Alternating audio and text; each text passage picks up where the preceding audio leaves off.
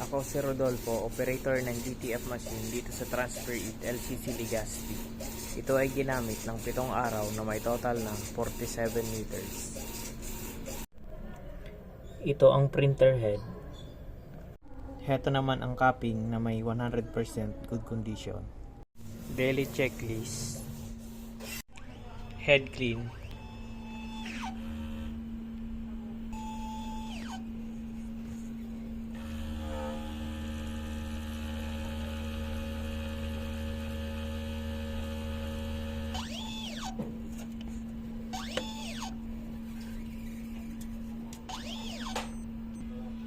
Punasan ang wiper pagkatapos mag-head clean.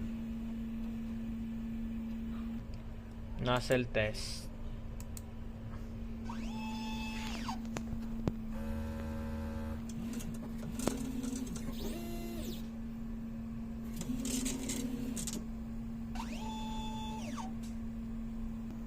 Ang ink system label namin ay tama lang.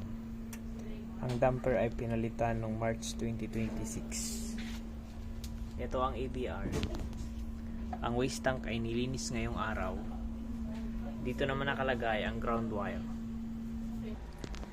Dito nakalagay ang stock ng unused ink, DTF powder.